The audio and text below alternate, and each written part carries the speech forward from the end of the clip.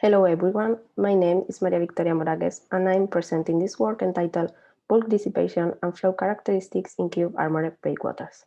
This work has been done by Maria Clavero, Pilar Díaz-Carrasco, Miguel Osada and me at the University of Granada. For introducing this work, it's necessary to remark the importance of breakwaters. As we all know, global warming associated to climate change is producing a progressive sea level rise.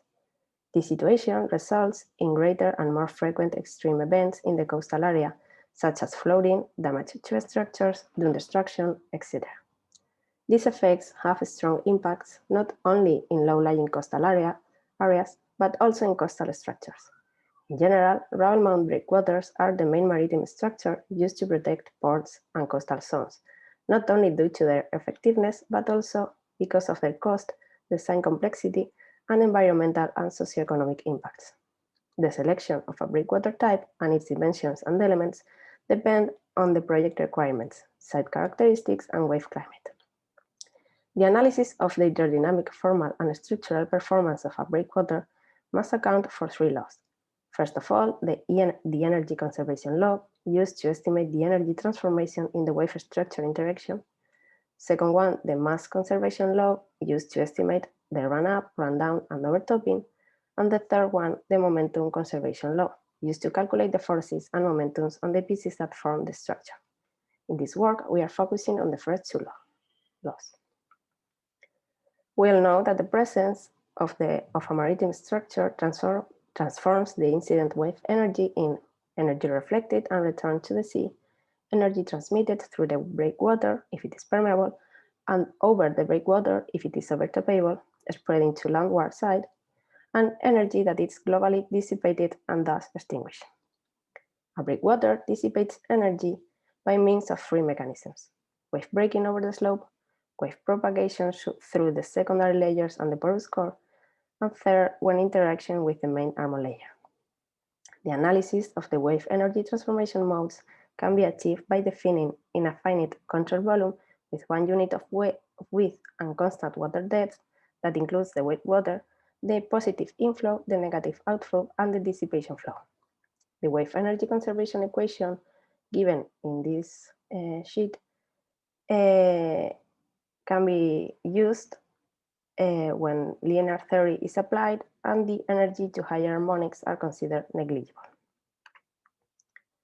On the other hand, we have the flow characteristics: the maximum height the water reaches over a slope, also called run-up, and its corresponding fall or run-down, measured vertically from the mean water level at rest, define the maximum and minimum height the wave reaches above and below the mean water level in each wave cycle. Both are relevant factors for the design of breakwaters due to the damage and cost they can generate, such as overtopping or the movement of the armor pieces. This rise and fall of the wave is directly related to the processes of energy transformation, since when a wave breaks and goes up the slope of a structure, it can continue losing energy by dissipation, but the remaining kinetic energy is transformed into potential as the wave advances.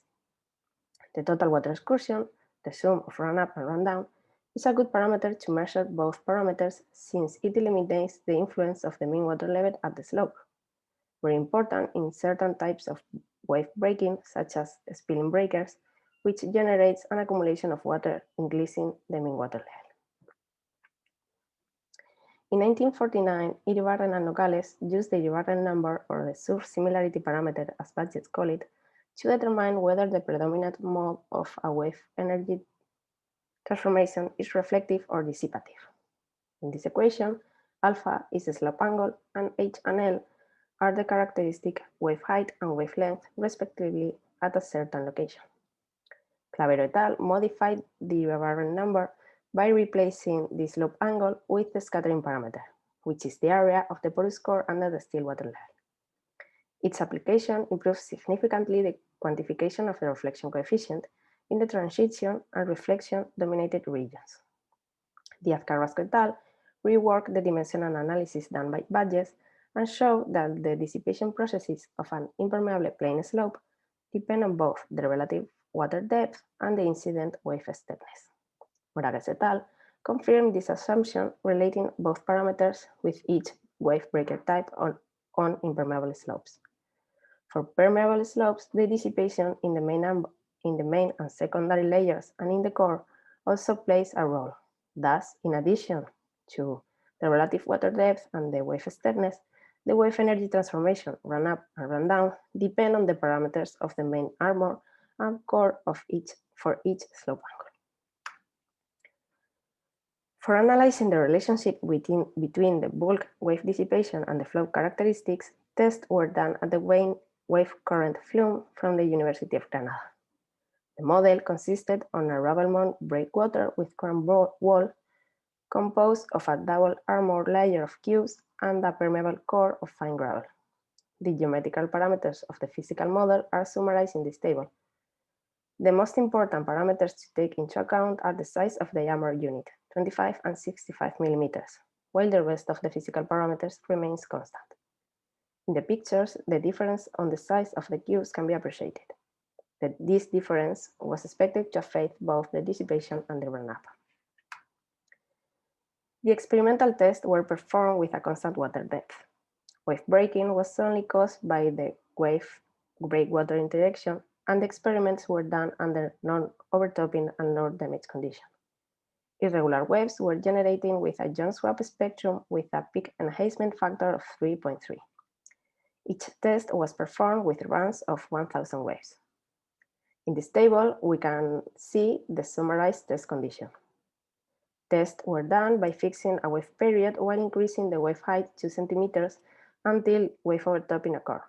Then the period was increased and repeated the process. 7 resistance wave gauges were located along the flume, and they were used to measure the free surface elevation with a sampling frequency of 20 Hz. The incident and reflected wave train were separated using Vaquerizo's method. The reflection and transmission coefficients were using the data from gauges 1, 2, and 3. The transmission coefficient was used gauge 6, and the run-up and run-down using gauge 7. In this figure, we present the experimental space as the pairs of values of the relative water depth and the incident wave steepness, calculated from the incident time series of the surface elevation. The logarithmic transform was done for facilitating the view of the data. This figure shows how both sets of data for the cubes of 25 and 65 millimeters were done with the same conditions. In the second figure, we show the experimental space just for the cubes of 65 millimeters, but focusing on 3 commonly used experimental techniques: keeping a fixed relative water depth by using always the same period, keeping fixed the wave steepness by keeping constant the URN number, or varying both parameters. These 2 techniques produce a horizontal set of points, a vertical one, and an oblique one, as you can see in the figure. This first figure for results shows the results of the bulk dissipation rate for 2 sizes of cubes tested as a function of the logarithmic transformation of the product of the relative water depth and the wave steepness. As expected, the points follow curves of constant value of the relative armor unit. Comparing both sides of armors, the same value of chi, the bigger cubes produce slightly greater dissipation. The second figure shows the total water excursion versus chi. As we have said before, chi is the product of the relative water depth and the wave steepness. In this case, for the smaller cubes, the influence of the relative armor is negligible. However, for the bigger cubes, this influence is noticeable. Comparing both sides of cubes, the same value of chi produces a slightly lower excursion. For showing the influence of the dissipation on the total water excursion, both parameters have been plotted in the same figure. It can be seen that they have a direct relationship. The greater the dissipation, the lower the water excursion. In this case, the influence of the relative armor unit is negligible. However, if we plot them as a function of the cube size, the smaller cubes produce more water excursion while generating lower dissipation. It can be concluded that the energy dissipation generated in the armor unit affects the run-up and the run-down on the slope of a breakwater.